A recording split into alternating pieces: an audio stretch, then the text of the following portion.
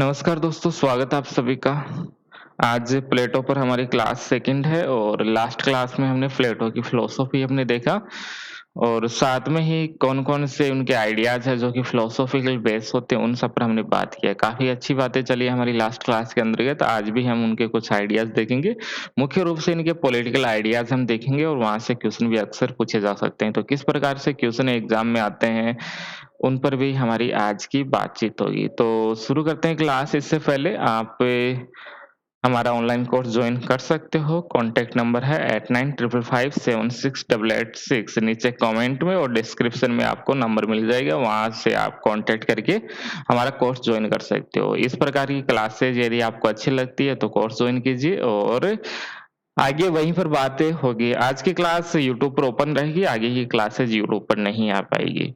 तो देख लेते हैं आज की क्लास में क्या पढ़ने वाले हैं हम। तो आज की क्लास है, उसमें हम थोड़े से विचारों को और आगे बढ़ाएँगे। कुछ फिलोसॉफिकल आइडियाज़ रह गए थे, हालाँकि लास्ट क्लास में कर लिया, उसी को थोड़ा-सा हम अप्लाई करेंगे आज और कुछ नया सीखने का प्रयास करते हैं। तो हमने ये देख लिया आइडिया क्या होता है, उसके क्या होता है, नॉलेज क्या होता है, फॉर्म क्या होता है, ये सब हमने बात किया लास्ट क्लास में। ये कुछ फैक्ट है जिसको आप नोट कर सकते हो। इस प्रकार की जो फिलोसॉफिकल आइडियाज़ है वो सबसे पहले आपको प्लेटो के अंतर्गत ही मिलते हैं, इसलिए प्लेटो को हम करते हैं प्रथम राजनीतिक दार्शनिक इनको कहा जाता है। तो प्रथम राजनीतिक दार्शनिक प्लेटो को हम कहते हैं। राजनीतिक विज्ञान का जनक हम अरिस्टोटल को कहते हैं। आधुनिक राजनीतिक चिंतन का जनक मैकियावेली कहते हैं। आगे आने वाली क्लासेस में ये सब हम डिटेल से देखेंगे। और साथ में ही वैज्ञानिक राजनीति का जनक हॉब्स को कहा जाता है। प्रथम व्यक्तिवादी यहाँ पर हॉब्स को कहा जाता है और साथ में वैज्ञानिक समाजवाद का जनक यहाँ पर कार्ल मार्क्स का आइडियाज आप देख सकते हो। तो वो हम आगे आने वाली क्लास में देखेंगे। यहाँ केवल आपको ये देखना है, जो प्रथम राजनीतिक जो दार्शनिक होता है वो प्लेटो ही है। प्रथम फिलोसोफर है, पॉलिटिकल फिलोसोफर की हम बात करें, जिन्होंने राइटिंग में कुछ लिखा है, अच्छा खासा उन्होंने लिखा है, तो वो प्लेटो ही थे। इसलिए माना जाता है कि प्रथम दार्शनिक प्लेटो है और आपने आइडियाज भी देखे किस प्रकार के आइडियाज इनके रहते हैं, इसलिए इनको प्रथम राजनीतिक दार्शनिक भी इनको कहा जाता है। एक पॉइंट है जो कि उनके गुरु सोक्रेटिस के द्वारा दिया गया था। एक पॉइंट है ये, virtue is knowledge. Virtue is knowledge, okay, और नॉलेज इज वर्च्यू। तो वर्च्यू इज नॉलेज यहाँ पर आप लिख लीजिए, ये लिखा नहीं गया। Virtue is knowledge and knowledge is virtue.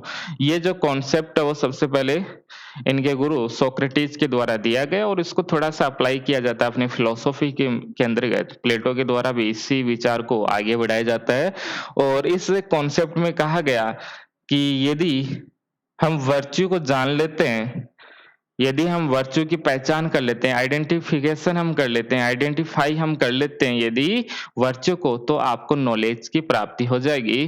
क्योंकि यहाँ पर कहा गया है कि जो नॉलेज होता है वो बराबर होता है वर्च्यू के। नॉलेज किसके बराबर होता है? वर्च्यू के। तो यदि आपको वर्च्यू का पता चल जाएगा तो आपको नॉलेज का पता चल जाएगा, या आपको नॉलेज का पता चल जाएगा तो वर्च्यू का पता चल जाएगा। आपको केवल एक ही का डेफिनेशन पता होना चाहिए कि आखिर वर्च्यू क्या होता है। और जैसे ही आपको वर्च्यू का पता चल जाएगा, उसके साथ में ही आपको जो नॉलेज होता है, जो एब्सोल्यूट नॉलेज होता है, जिसमें किसी भी प्रकार का चेंज नहीं होता है। प्लेटो क्या कहते हैं? प्लेटो कहते हैं कि जो नॉलेज होगा वो एब्सोल्यूट होता है, ये रिलेटिव नहीं होता। सोफिस्ट फिलोसोफर जो कहते थे कि वो एब्सोल्यूट नहीं होता, रिलेटिव होता है, इस प्रकार की अवधारणा यहाँ पर नहीं है। वो कहते हैं जिनको वर्च्यू का पता चल गया, जिनको वर्च्यू का पता चल गया, उनको एब्सोल्यूट ट्रुथ का पता चल जाता है, एब्सोल्यूट नॉलेज का उनको पता चल जाता है। वर्च्यू के बारे में हम आगे हम बात करेंगे। यहाँ पर ये देख लेते हैं कि ये क्या होता है आखिर? ये क्या है? सद्गुण ही ज्ञान होता है तथा ज्ञान ही सद्गुण है। इसको वो किस प्रकार से डिफाइन करते हैं? तो इसको हम इस प्रकार से आसान भाषा में हम लिख सकते हैं, जिस गुण के कारण कोई वस्तु वस्तु है, उस गुण को जानना ही ज्ञान होता है। जिस गुण के कारण कोई वस्तु वस्तु है, उस गुण को जानना ही क्या होता है? ज्ञान होता है। तो वर्च्यू हम देखेंगे, वर्च्यू क्या होता है और ये आखिर ये क्या कह रहे हैं यहाँ पर, जिस गुण के कारण, ये कौन सा गुण की बात कर रहे हैं? जिससे कोई वस्तु वस्तु होती है। मान लेते हैं कोई भी वस्तु है, उसके आइडेंटिफ़ाई किससे हम करते हैं? जैसे मैं हूँ, मेरी आइडेंटिफ़ाई क्या होगी? एक मनुष्य की आइडेंटिफ़ाई क्या होती है? एक जानवर होता है, कोई भी जानवर आप ले सकते हो, एनिमल आप ले सकते हो, उसकी आइडेंटिफ़ाई क्या होती है? जैसे ये एक डायग्राम आपको दिखाई दे रहा है, ओके? तो यदि आपको इसमें वर्च्यू ढूँढना है, तो वर्च्यू क्या होगा इसका? इसका वर्च्यू क्या होगा? इस गाय का वर्च्यू क्या होगा? गोत्व इसको हम कहते हैं। गोत्व इसको कहा जाता है। यदि हमें यदि हमें इस प्रकार की कोई भी कुछ भी मिलता है, जैसे हमारे सामने कुछ आता है इस प्रकार का कि एक व्हाइट ब्लैक ऐसा कुछ आता है, 4 पैर होते हैं, ओके? इसी प्रकार की कुछ साइज़ होती है, इस प्रकार के पैर होते हैं, तो हम पहचान लेते हैं कि ये गाय होती है।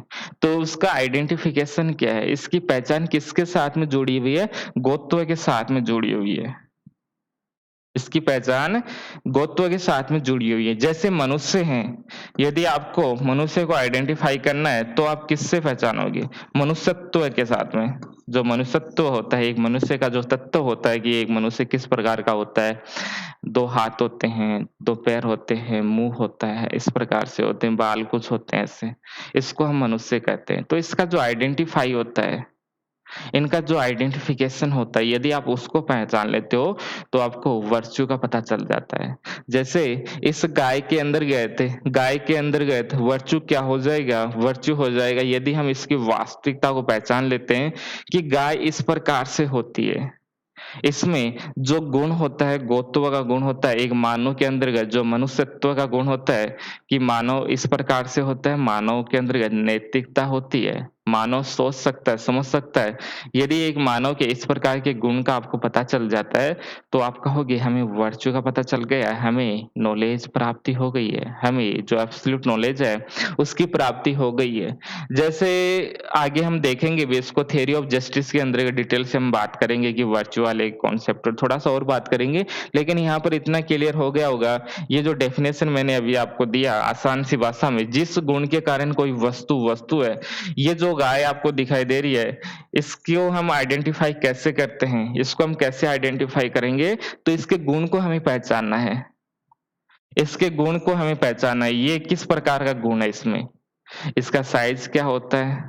ओके, ये किस प्रकार से रहता है? ओके, किस प्रकार से काम करते हैं ये? किस प्रकार से खाते हैं? ओके, इनका व्यवहार कैसा है? यदि आपको इनका पता चल जाता है, तो आपके सामने इस प्रकार का कोई भी एनिमल आए, ओके, जिसको आपने जीवन में कभी नहीं देखा है, तब भी आप बता दोगे कि ये कुछ गाय जैसा ही है, क्योंकि हमें पता है कि गोत्व क्या होता है। इसके साथ में एक कई सारे फूल होते हैं, ये फूल हो गए, ये फ्लावर हो गए, ओके? तो ये फ्लावर तो ज़रूर एक वस्तु होता है, फ्लावर क्या होता है? जो हमारे सामने फ्लावर दिखाई देता है, वो ज़रूर एक वस्तु होता है, लेकिन जो इनकी सुंदर जो दिखते हैं हमें ये, जो सुंदरता होती है यहाँ पर, जो सुंदरता होती है, वो एक आइडिया होता है। सुंदरता क्या है? एक आइडिया है जो कि कभी समाप्त नहीं होता है। सुंदरता एक आइडिया है, जैसे ये गाय ज़रूर समाप्त हो जाएगी, ओके? ये गाय ज़रूर समाप्त हो जाएगी, लेकिन इसका जो आइडिया है, जो गोत्व का आइडिया है कि ये गाय इस प्रकार से होती है, आपके माइंड में जो इसका ये बन गया है, इसका आइडेंटिफ़िकेशन बन गया है, इसकी आइडेंटिफ़ाई आपने किया है कि इस प्रकार से होता है, इसको पहचाना आपने, तो उस प्रकार का जो आइडिया है, वो आपके माइंड में हमेशा रहेगा, वो समाप्त नहीं होता है, वो कभी समाप्त नहीं होता है। तो गोत्व क्या होता है? गोत्व होता है एक आइडिया, ये भी एक आइडिया होता है और यही एक वर्च्यू होता है और यदि आपको पता चल जाता है कि आखिर वर्च्यू क्या होता है, तो हमें नॉलेज की प्राप्ति हो जाती है, हमें ज्ञान की प्राप्ति हो जाती है। यदि आप आइडेंटिफ़ाई कर सकते हो, यदि आप वास्तविकता को पता लगा लेते हो, यदि आपको वास्तविकता का पता चल जाता है कि ये मानव ऐसा है, इस मानव के अंतर्गत किस प्रकार का वर्च्यू है, उस मानव में किस प्रकार का वर्च्यू है, यदि आप ये सब पहचान लेते हो, तो आप ये मान के चलिए कि आपको ज्ञान की प्राप्ति हो गई है, आपको एब्सोल्यूट नॉलेज की प्राप्ति हो गई है। आगे और हम देखेंगे तब और डिटेल से आपको ये बताएँगे। तो जिस गुण के कारण कोई वस्तु है, उस गुण को जानना ही ज्ञान होता है। ये वस्तु हम किससे जानते हैं? यदि आप इसके गुण को जान लेते हो, तो उसी को हम ज्ञान कहते हैं। ओके, ये समझ में आ गया। और ज्ञान ही क्या है, नॉलेज क्या है, नॉलेज इज वर्च्यू। नॉलेज बराबर क्या होता है, नॉलेज बराबर क्या होता है, वर्च्यू। तो आपको यदि ज्ञान की प्राप्ति हो गई तो आपको पता चल गया कि यही वर्च्यू होता है, तो इसमें कोई भी डिफरेंस नहीं है। तो वर्च्यू एक ही होता है और नॉलेज भी एक ही होता है, और यही सब समझाने का प्रयास यहाँ पर प्लेटो के द्वारा किया गया। थोड़ा सा फिलोसॉफिकल है, थोड़ा फिलोसॉफिकल है, तो थोड़ा ठीक से समझिए आप इन सबको। आइए हम बात करें, इनकी बुक के ऊपर आते हैं, पॉलिटिकल आइडियाज के ऊपर हमारा फोकस रहेगा। रिपब्लिक बुक के ऊपर हम बात करें कुछ। रिपब्लिक बुक जिसके अंतर्गत 10 चैप्टर आपको देखने को मिलते हैं, 10 चैप्टर आपको इसमें देखने को मिलता है। एक डेट मैंने आपको लास्ट क्लास में बताया था 386 बीसी, तो यहाँ पर कुछ किताबें हैं, वहां पर आपको 388 भी मिलता है, तो उसको इसमें कुछ कंफ्यूजन होने वाली बात नहीं है। दोनों में कोई भी आई तो उसको टिक कर देना, कोई भी आए 386 के भी अपने पास में ऑथेंटिक सोर्स मिल जाएंगे, 388 के बीसी के भी अपने पास में ऑथेंटिक सोर्स मिल जाएंगे, दोनों के ही है। तो इसमें कुछ कंफ्यूजन होने वाली बात नहीं है, दोनों में आप एक भी कर सकते हो, कोई भी कर सकते हो। इतना बड़ा ऐसा कोई क्वेश्चन आएगा नहीं कि 386 में हुआ या 388 में वो फिर से एथेंस आते हैं और फिर एक एकेडमी बनाते हैं, तो इस प्रकार का क्वेश्चन नहीं आएगा। केवल ये आता है कि एकेडमी क्या होता है, एकेडमी के अंतर्गत क्या क्या होता था, क्या नहीं होता, इस प्रकार से पूछा जा सकता है कि इसके द्वारा बनाया गया। लेकिन ये नहीं पूछा जाएगा कि वापस एथेंस आते हैं 386 में आते हैं या 388 में आते हैं, ये कोई बड़ा इश्यू नहीं है। तो यहाँ पर रिपब्लिक की हम बात कर रहे हैं, इसके अंतर्गत 10 चैप्टर आपको दिखाई देता है, और चैप्टर नंबर 7 को हमने अभी पढ़ा है। चैप्टर नंबर जो इसके अंतर्गत 7 है, 7 के अंतर्गत जो आइडिया हमने देखा था, थियरी ऑफ केव, जो गुफा वाला सिद्धांत हमने देखा था, एक केव के माध्यम से वो अपनी फिलोसॉफिकल वो क्रिएट करते हैं, फिलोसॉफी को क्रिएट करते हैं, वो सब हमने देखा। तो वो सब हमें कहाँ मिलता है, इसी ये जो रिपब्लिक बुक है उसके चैप्टर नंबर 7 में हमें वो सब जानकारी मिलती है। तो रिपब्लिक बुक सबसे प्रमुख बुक है इनकी, और यहाँ पर आपको आदर्श राज्य की कल्पना इसके अंतर्गत की गई है, एक आइडियल स्टेट की बात की गई है, और एक स्थिर स्टेट की, एक स्थिर राज्य की बात की गई है। एक ऐसा राज्य हम बनाएंगे जो कि हमेशा रहेगा, जो कि कभी समाप्त नहीं होगा, क्योंकि ये क्या है, एक आदर्श राज्य क्या है, उनका एक विचार है। ये क्या है, एक आइडिया है, और जो आइडिया होता है वो कभी समाप्त नहीं होता है, एक आइडिया कभी समाप्त नहीं होता है। तो यही इनका एक आइडियल स्टेट का वो कॉन्सेप्ट देंगे, जो कि क्या होगा, एक आइडिया होगा, एक आइडिया होगा जो कि कभी समाप्त नहीं होता, और आइडिया हमेशा रहता है, एब्सोल्यूट रहता है, उसमें किसी भी प्रकार का चेंज नहीं आता है। ओके, तो इस प्रकार के एक आइडियल स्टेट का वो कॉन्सेप्ट देंगे। रूसो ने इसकी बहुत प्रशंसा की है, इस बुक की रूसो ने बहुत प्रशंसा की और कहा कि शिक्षा शास्त्र पर लिखी गई है श्रेष्ठ रचना है। ओके, जो एजुकेशन के ऊपर लिखी गई है सबसे श्रेष्ठ रचना है ये। रिपब्लिक के अंतर्गत ये बताते हैं कि जो एजुकेशन है इसके ऊपर मुख्य रूप से फोकस किया गया है, ये बहुत बेहतरीन बुक है। ऐसी बातें कही गई द ग्रेट फिलोसोफर रूसो के द्वारा। इनमें हमें पढ़ना है थियरी ऑफ जस्टिस को, हमें पढ़ना है थियरी ऑफ जस्टिस के साथ में ही हमें पढ़ना होगा एजुकेशन क्या है इनका, फिलोसोफर किंग हमें पढ़ना है, और जो कम्युनिज्म का इनका कॉन्सेप्ट है वो भी हमें पढ़ना है। तो ये सब इस रिपब्लिक के अंतर्गत दिया है। आइडियल स्टेट भी आप लिख सकते हो, इन सबसे तो एक आइडियल स्टेट का निर्माण होता है। तो यदि आप जस्टिस पढ़ लोगे, एजुकेशन पढ़ लोगे, फिलोसोफर किंग आप पढ़ लोगे, और कम्युनिज्म आप पढ़ लोगे, तो आपका जो आदर्श राज्य है वो बन के तैयार हो जाएगा। यही सब होगा एक आदर्श राज्य के अंतर्गत। और आदर्श राज्य क्या है, आदर्श राज्य एक विचार है, आदर्श राज्य एक विचार है जिसको जिसको लाने का प्रयास करता है। हमें इस प्रकार की व्यवस्था लाना है जिससे हम इस आदर्श राज्य तक पहुंच सकें। जैसे प्लेटो ने कहा कि हमारा प्रयास होना चाहिए कि हम इस प्रकार की व्यवस्था का निर्माण कर सकें जिसमें हम आदर्श राज्य तक पहुंच सकें, आदर्श राज्य तक पहुंच सके। जैसे मैंने आपको एप्पल का एग्जांपल दिया, एक ग्रीन ग्रीन एप्पल था, एक थोड़ा रेड रेड था, तो हमारा उद्देश्य क्या होना चाहिए, इस रेड से इस ग्रीन की तरफ आना। दूसरा पॉइंट, हमारा राज्य है अभी एक्स से, और जो आइडियल स्टेट है वो यहाँ पर है, तो हमें प्रयास करना चाहिए कि हम धीरे धीरे इससे आइडियल स्टेट तक आ सकें, इससे आइडियल स्टेट तक हम आ सकें। यही प्रयास हमें करना चाहिए, यही प्रयास हमें करना चाहिए। तो ये सब हमें पढ़ना है इस बुक के अंतर्गत। तो शुरू करते हैं थियरी ऑफ जस्टिस के साथ में। Theory of justice. और थ्योरी ऑफ जस्टिस जो कि रिपब्लिक पुस्तक का मुख्य विषय क्या है? जस्टिस ही इसी रिपब्लिक जो बुक है इसका मुख्य विषय है और इसको ग्रीक भाषा में कहा जाता है डिकायोजनी। इस प्रकार के प्रश्न पूछ लेते हैं। कभी उनको कभी लगता है कि जो एग्ज़ाम दे रहा है, स्टूडेंट एग्ज़ाम दे रहा है, उसको हमें पास नहीं करना है या जो प्लेटो से जुड़े हुए क्वेश्चन है उसको हमें सही नहीं करने देना है। तो इस प्रकार के छोटे-छोटे वो शब्द दे देता है और इसमें काफ़ी प्रॉब्लम हमें होता है। पूछ लिया जाता है कि डिकायोजनी क्या होता है? इसका मीनिंग क्या होता है? एक ऊपर शब्द देगा, उसके नीचे आपको न्याय मिल जाएगा, एजुकेशन कुछ मिल जाएगा, कम्युनिज़्म मिल जाएगा, कुछ आइडियल स्टेट मिल जाएगा कि इसका मीनिंग क्या होता है। तो इसका मीनिंग होता है डिकायोजनी का मीनिंग होता है जस्टिस। और इसका जो सेकंड टाइटल है इस रिपब्लिक का, तो सेकंड टाइटल आप देखोगे कंसर्निंग जस्टिस। कंसर्निंग जस्टिस न्याय से संबंधित, ये इसका सेकंड टाइटल है। तो सेकंड टाइटल से भी कई बार क्वेश्चन पूछा गया है।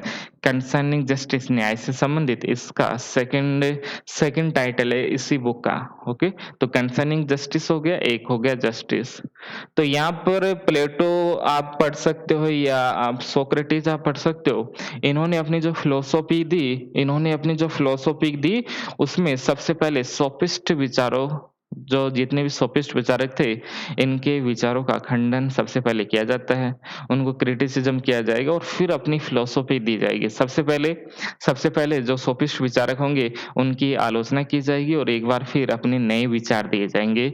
तो यहाँ पर जो जस्टिस है, सबसे पहले जस्टिस के जो विचार है वो सोफिस्ट देते हैं, उसके बाद में इनको रिजेक्ट करते जाएँगे किस प्रकार से? एक टेबल हो गया, मान लेते हैं ये एक टेबल है और यहाँ पर कुछ लोग बैठे हैं। कुछ लोग क्या, ये सोफिस्ट बैठे हैं और सोफिस्ट के साथ में यहाँ पर बैठे हैं सोक्रेटिस। ध्यान में रखिए, इस रिपब्लिक बुक में आपको प्लेटो नाम नहीं मिलता है। इस रिपब्लिक बुक में प्लेटो नाम नहीं मिलता है, इसकी जगह आपको सुकराती नाम मिलेगा। तो इसमें जो मेन कैरेक्टर होता है, इस बुक के अंदर का जो मेन कैरेक्टर होता है, वो होता है सोक्रेटिस। ओके, तो सुकरात इसमें मेन कैरेक्टर होते हैं इस बुक में, प्लेटो के नाम से नहीं है। इसने अपने गुरु के नाम से अपने आप को अपने गुरु की तरह माना और गुरु की जगह अपने आप को रख दिया और उनको विचारों को यहाँ पर रिजेक्ट करते हैं और फिर अपने नए विचार देते हैं। तो मान लेते हैं यहाँ पर सोक्रेटिस बैठे हैं और यहाँ पर और कई सारे सोफिस्ट विचारक ए, बी, सी, डी, ई, कई सारे सोफिस्ट विचारक यहाँ पर बैठे हैं। फिर ये क्या होगा, इनके बीच में डिस्कशन होगा, इनके बीच में डायलॉग होगा। ये बोलेंगे, कुछ विचार ये देगा, ये जो सोफिस्ट विचारक है ये कुछ-कुछ बोलेगा और उसको रिजेक्ट करेंगे यहाँ पर सोक्रेटिस यानी प्लेटो नाम नहीं मिलता है, यहाँ पर सोक्रेटिस आपको इस बुक में नाम मिलता है। तो यहाँ पर प्लेटो इनके विचारों का रिजेक्ट करेंगे। फिर इनके विचारों को रिजेक्ट करने के बाद में ये जो बी सोफिस्ट फिलोसोफर है, वो अपने कुछ विचार देंगे कि ये जस्टिस होता है। मेरी नज़रिया से ये जस्टिस होता है। तो फिर यहाँ पर एक बार फिर से सोक्रेटिस के द्वारा इनके विचारों को एक बार फिर से रिजेक्ट किया जाएगा। इसी प्रकार से ये सभी आपस में डायलॉग करेंगे। इसलिए कहा गया कि जो रिपब्लिक बुक है, इसमें जो मेथड है, ओके, जिस मेथड का प्रयोग किया गया है उसको हम डायलॉग मेथड हम कहते हैं। संवाद का प्रयोग इसमें किया गया है। यहाँ पर संवाद करते हैं और फिर एक एक अंतिम एक जो अंतिम डिसीजन होता है, वहाँ तक पहुँचने का प्रयास किया जाता है। मान लेते हैं सबको रिजेक्ट किया और फिर सोक्रेटिस अपना एक जस्टिस का डेफिनेशन देंगे कि ये जस्टिस होता है। तो यहाँ इस प्रोसेस के द्वारा हम पहुँचते हैं एक अंतिम निर्णय तक, उसी को हम कहते हैं डायलॉग मेथड।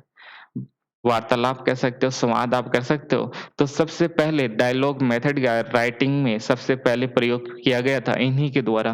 प्लेटो के द्वारा सबसे पहले राइटिंग के अंतर्गत सबसे पहले लिखा गया था कि इस प्रकार से डायलॉग होता है। तो उसको हम प्लेटो ही कहते हैं। सोक्रेटिस के द्वारा भी इसी प्रकार के मेथड का प्रयोग किया जाता है, लेकिन उन्होंने अपने जीवन में कुछ राइटिंग नहीं किया। तो सोक्रेटिस के बारे में हमें जो भी जानकारी मिलती है प्लेटो के माध्यम से पता चलती है और उस समय कुछ फिलोसोफर है, उनके बारे में जानकारी मिलती है। तो डायलॉग के बारे में जो कुछ भी लिखा गया है वो इन्हीं के द्वारा लिखा गया है, प्लेटो के द्वारा ही लिखा गया है। इसलिए कहा जाता है कि जो संवाद शैली का जो प्रयोग है लिखित रूप में सबसे पहले प्लेटो के द्वारा ही किया जाता है। तो कुछ विचारक है, पहला है ट्रेडिशनल थ्योरी, ये जो जस्टिस से जुड़े आइडिया हैं, कुछ डेफिनेशन है, उनको हम एक ट्रेडिशनल थ्योरी के अंतर्गत शामिल करते हैं। जैसे सिफालस का जो विचार है और जो पॉलीमार्कस का विचार है, इन दोनों के विचारों को हम ट्रेडिशनल थ्योरी के अंतर्गत शामिल करते हैं।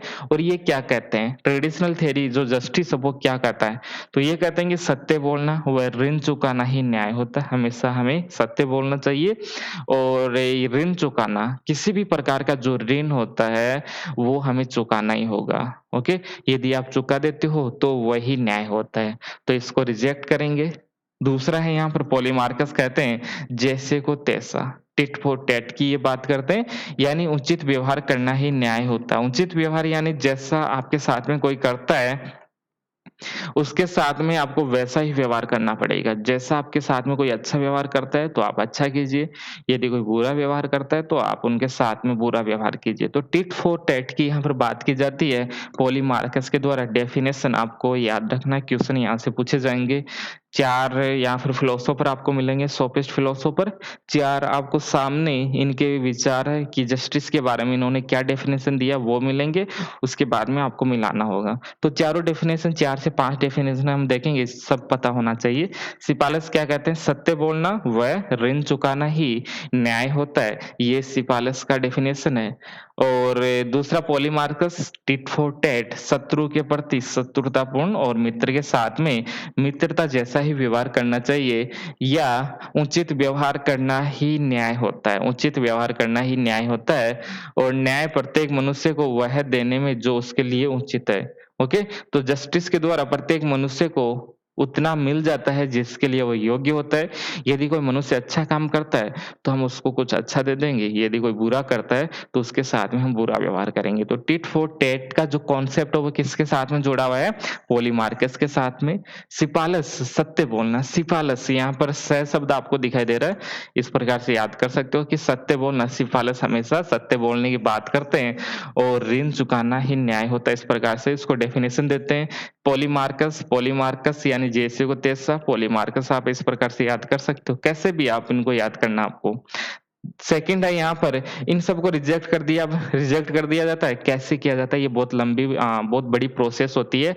वहाँ तक आपको नहीं जानना है कि कौन-कौन से आर्गुमेंट देते हैं, क्योंकि आर्गुमेंट में बहुत कुछ लिखा गया है, बहुत बड़े-बड़े आर्गुमेंट यहाँ पर प्लेटो के द्वारा दिए जाते हैं, तो वो हमें नहीं पढ़ना है, बस इतना पढ़ना है कि इनका डेफिनेशन कौन-सा है।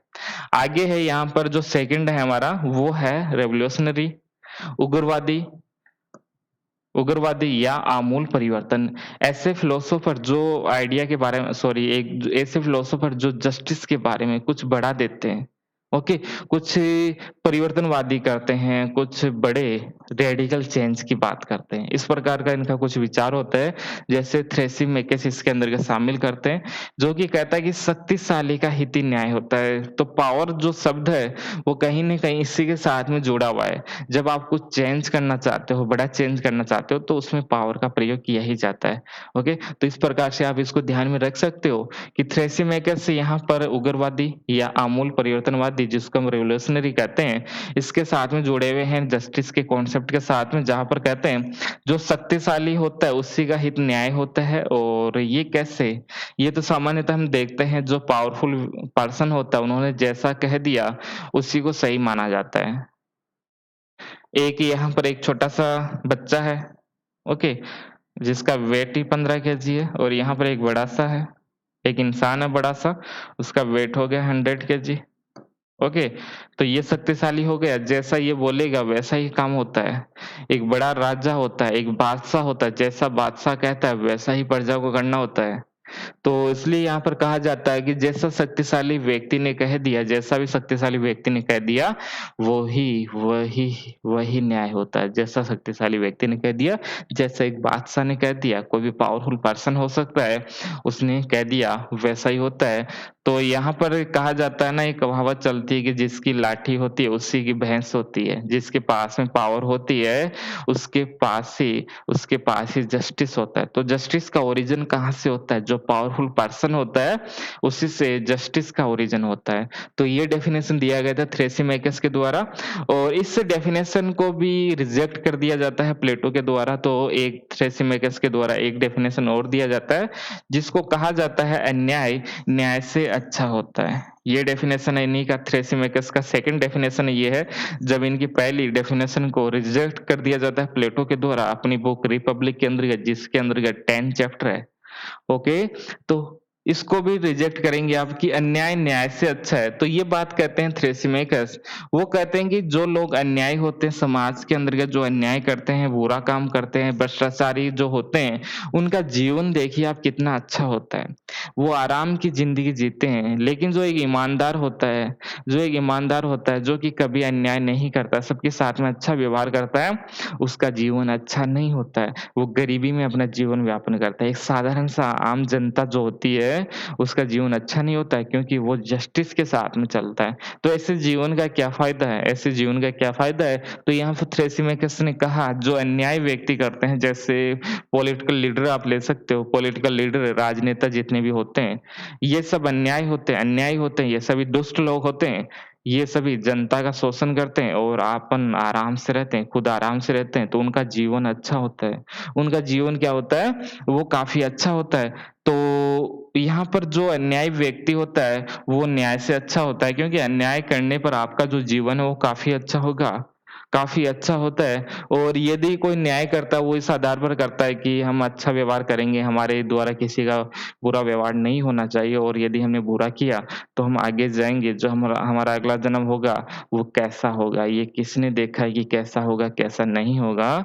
तो इसलिए यहाँ पर थ्रेसिमेकस कहते हैं कि अन्याय करना ही सही है। अन्याय करने से कम जीवन तो अच्छा होगा। न्याय हम करते रहते हैं, हमेशा न्याय करते रहते हैं, अच्छा व्यवहार करते रहते हैं, ईमानदार पूर्ण हम अपना जीवन को आगे चलाते हैं, तो इससे कुछ भी नहीं होता है, इससे कुछ भी फ़ायदा हमें नहीं होता है। तो अन्याय करना न्याय से अच्छा होता है। तो ये सेकंड डेफिनेशन हो गया। तो 2 विचार हो गए, एक एक हो गया रिवोल्यूशनरी हो गया और एक हो गया ट्रेडिशनल। उसके बाद में एक रियलिस्टिक अप्रोच हम देखते हैं। इसको हम प्रैग्मैटिज्म भी हम कह सकते हैं, रियलिस्टिक अप्रोच भी इसको हम कह सकते हैं, या आप इसको व्यवहारवादी सिद्धांत भी आप कर सकते हो कि व्यवहार में ऐसा होता है, व्यवहार में कैसा होता है। तो इस प्रकार का आइडिया दिया गया था ग्लूकोन के द्वारा और एडिमेंट्स के द्वारा, जिसको हम सामान्यतः फॉलो करते हैं। ओके, जिसको हम सामान्यतः फॉलो करते हैं। तो ये आइडिया दिया गया था रियलिस्टिक आइडिया किसका? जस्टिस का क्वेश्चन पूछा जाता है। जो रियलिस्टिक आइडिया वो किसके द्वारा दिया गया? व्यवहारवादी जो विचार है, बिहेवियरलिज्म से जुड़ा हुआ जो विचार है, जस्टिस से जुड़ा हुआ, वो किनके द्वारा दिया गया है? तो 2 नाम आपको पता होना चाहिए, ग्लूकोन और एडिमेंट्स से। चैप्टर काफ़ी बड़ा है ये, प्लेटो काफ़ी बड़ा है, सबसे बड़े विचारकों में प्लेटो और अरिस्टो आता है, बाकी छोटे-छोटे उसमें टाइम नहीं लगता है। एक कार्ल मार्क्स ज़रूर बड़ा आता है और तो सभी छोटे आते हैं, लेकिन ये काफ़ी बड़ा है, तो थोड़ा-सा टाइम इसमें लगेगा। तो यहाँ पर एक ग्लूकोन का एक डेफिनेशन है, वो कहते हैं न्याय क्या होता है? दुर्बल का हित होता है। यहाँ पर ये डेफिनेशन देते हैं कि जो न्याय होता है, वो दुर्बल का हित होता है और आगे वो कहते हैं कि न्याय एक कृत्रिम व्यवस्था होती है। इसको आर्टिफ़िशियल सिस्टम होता है जिसको बनाया जाता है। तो जस्टिस क्या होता है? एक आर्टिफ़िशियल सिस्टम होता है, जिसकी उत्पत्ति भय के द्वारा होती है। ओके, और न्याय भय की संतान होती है, दुर्बलों की आवश्यकता होती है ताकि वे शक्तिशाली के विरुद्ध अपनी रक्षा कर सकते हैं। जो जस्टिस की बात करते हैं, बार-बार जस्टिस की बात करते हैं, कभी आपने सुना है कोई राजनेता जस्टिस की बात करता है? फॉर्मेलिटी के लिए ज़रूर करते हैं, लेकिन राजनेता जस्टिस की बात नहीं करते हैं, आम जनता जस्टिस की बात करती है, आम जनता करती है। हमारे जैसे सामान्य लोग जस्टिस की बात करते हैं कि ये हमारे साथ में गलत हो गया। ऐसा कहते हो ना सामान्यतः कि ये हमारे सामने गलत हो गया, ये अच्छा नहीं हुआ, हमारे साथ में ऐसा नहीं होना चाहिए, सरकार ये अच्छा नहीं कर रही, ये अन्याय हो रहा है। तो ऐसा कौन करता है? जो कमज़ोर होता है, जो दुर्बल होता है, यदि ऐसा वो करेगा, उसके करने के पीछे उनका इंटरेस्ट छिपा रहता है। ऐसा करने के पीछे उसका इंटरेस्ट छिपा रहता है। यदि हम जस्टिस की बात करेंगे, कहीं न कहीं ये हमारे लिए फ़ायदेमंद होता है, ये हमारे लिए काफ़ी फ़ायदेमंद होता है, क्योंकि यदि एक कमज़ोर व्यक्ति ही न्याय की बात करेगा और न्याय की बातें हमेशा ही एक कमज़ोर व्यक्ति के द्वारा की जाती है, क्योंकि न्याय के द्वारा ही वो कुछ न कुछ प्राप्त कर सकता है। जैसे साधारण सी जनता है, कोई भी साधारण सी जनता अपने देश के अंतर्गत है, वो कहती है कि न्याय कीजिए, हमारे साथ में न्याय कीजिए। तो उनके लिए सरकार के द्वारा बहुत सारे प्रोग्राम चलाए जाते हैं, ओके? उनके गाँव का डेवलपमेंट करने का प्रयास किया जाता है। उनको कई सारी स्कीम में उसको शामिल किया जाता है, उनको कुछ पैसे दिए जाते हैं, उनको कुछ खाने-पीने के लिए दिए जाते हैं। तो हम क्यों कहते हैं ऐसा? क्योंकि हमारे साथ में ठीक व्यवहार नहीं हो रहा है, इसलिए सरकार से हम मदद माँगते हैं। तो यहाँ पर कहा जा रहा है कि जो न्याय होता है, वो दुर्बल का हित होता है। जो दुर्बल है, वो उसका इंटरेस्ट होता है, उसी को हम जस्टिस कहते हैं, जस्टिस और कुछ भी नहीं है। जो दुर्बल व्यक्ति है, कमज़ोर व्यक्ति है, वो ही जस्टिस की डिमांड करता है कि हमारे साथ में अनजस्टिस हो रहा है। तो जस्टिस की जो डिमांड है हमेशा ही जो वीक पर्सन होते हैं, जो कमज़ोर होता है, जो साधारण जनता होती है, उसके द्वारा ही किया जाता है। इस प्रकार से डेफ़िनेशन ग्लोकोन के द्वारा दी जाती है। तो ये सभी प्रकार की जो डेफ़िनेशन है, उसको रिजेक्ट किया जाएगा। उसको रिजेक्ट किया जाएगा। किसके द्वारा? उन सबको रिजेक्ट किया जाएगा प्लेटो के द्वारा। इसके अलावा ग्लूकोन का एक डेफिनेशन और है, न्याय मनुष्य के परस्पर समझौते का परिणाम है। ओके, इस प्रकार की भी एक डेफिनेशन देते हैं और क्या कहा है इसमें, न्याय मनुष्य के परस्पर समझौते का परिणाम है और इसके साथ में ही जो न्याय होता है वो आर्टिफिशियल होता है। ये अभी हमने देखा, न्याय कमजोरी की आवश्यकता होती है। न्याय क्या होती है? कमजोरी की आवश्यकता होती है। ये आर्टिफिशियल होता है जब हम कभी कभी भी आर्टिफिशियल शब्द काम में लेते हैं, कृत्रिम शब्द काम में लेते हैं, तो वहाँ पर एग्रीमेंट एग्रीमेंट जो शब्द होता है, जो समझौता होता है, कॉन्ट्रैक्ट शब्द इसमें हम काम में लेते हैं, एग्रीमेंट नहीं लेते हैं। जो कॉन्ट्रैक्ट शब्द होता है वो यहाँ पर काम में लेते हैं। तो यहाँ पर जो कॉन्ट्रैक्ट होता है वो हमेशा आर्टिफिशियली तो होता है, वो बनाया जाता है, इसलिए यहाँ पर कहा गया है कि न्याय मनुष्य के परस्पर समझौते का परिणाम है। न्याय से जुड़े हुए आप कोई नियम बनाते हो अपने देश के अंतर्गत, मान लीजिए हम कानून बनाते हैं, तो कानून के अंतर्गत भी तो एक कॉन्ट्रैक्ट ही होता है। कानून क्या होता है? एक कॉन्ट्रैक्ट होता है कि आप हमारे न्याय हमें प्रदान करोगे, आप हमारे जो इंटरेस्ट होते हैं, उसको फुलफ़िल करोगे। इस प्रकार से ग्लूकोन कहते हैं कि न्याय कृत्रिम होता है, न्याय मनुष्य के परस्पर समझौते का परिणाम होता है और जब हम कुछ कॉन्ट्रैक्ट करते हैं, उसी से हमें न्याय की प्राप्ति होती है। तो इन सबको रिजेक्ट किया जाएगा, अब इन सबको रिजेक्ट किया जाएगा यहाँ पर प्लेटो के द्वारा। तो सभी परिभाषाएँ हमने देखी, उसका खंडन अब प्लेटो के द्वारा किया जाएगा। तो ये अभी हमें देखना है कि आखिर प्लेटो अपने विचार के अंतर्गत क्या कहते हैं, क्या देते हैं? इसको पढ़ लीजिए एक बार।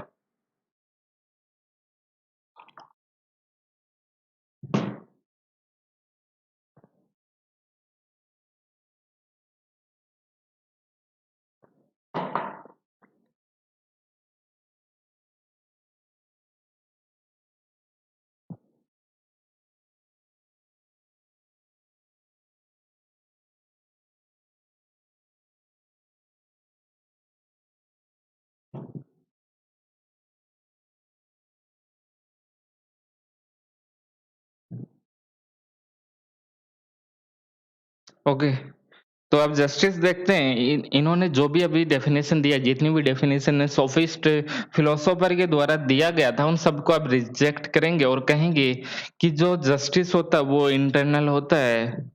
जस्टिस क्या होता है? इंटरनल होता है। सबका खंडन कर दिया कि जो आप बता रहे हो, ये तो इस संसार के साथ में जुड़ा हुआ है, भौतिक। ये जो भौतिक संसार है, ये जो फिज़िकल आपको वर्ल्ड दिखाई देता है, उसके साथ में जुड़ा हुआ है। नहीं, ऐसा नहीं होता। जस्टिस क्या होता है? ये इंटरनल होता है। नोट कीजिए, जस्टिस क्या होता है? इंटरनल होता है। 4 पॉइंट आपको मिलेंगे जस्टिस के अंतर्गत और आपको उसमें टिक करते हुए जाना है। पहला क्या होता है? जस्टिस इंटरनल होता है। ये मोरालिटी के साथ में जुड़ा होता है। यदि कोई जस्टिस को फ़ॉलो करता है, जस्टिस के अनुसार काम करता है, तो वो मोरल होगा वहाँ पर। और तीसरा इस जस्टिस को हम एजुकेशन के द्वारा प्राप्त कर सकते हैं, इसको प्राप्त किया जा सकता है। जो बातें कही जा रही थी सोफिस्ट फिलोसोफर के द्वारा सबको रिजेक्ट कर दिया। यहाँ पर तीनों पॉइंट आपको पता होना चाहिए। पहला, ये इंटरनल होता है, ये मोरालिटी के साथ में जुड़ा हुआ है और इसको हम एजुकेशन के द्वारा प्राप्त हम कर सकते हैं। एजुकेशन के द्वारा हम जस्टिस को हम प्राप्त कर सकते हैं। आगे हम देखेंगे कि किस प्रकार से। तो यहाँ पर चैलेंज किया गया जब प्लेटो ये कहते हैं कि इंटरनल होता है, मोरालिटी के साथ में जुड़ा हुआ है, एजुकेशन के साथ में जुड़ा हुआ, तो कैसे यहाँ पर सोफिस्ट विचारों ने उनको चैलेंज किया कि एक ऐसी अवधारणा बनाइए, न्याय की एक सामान्य अवधारणा बनाइए जिससे सभी सैटिस्फाई हो, सभी इसको फॉलो कर सके। इस प्रकार की एक डेफिनेशन आप हमें बताइए।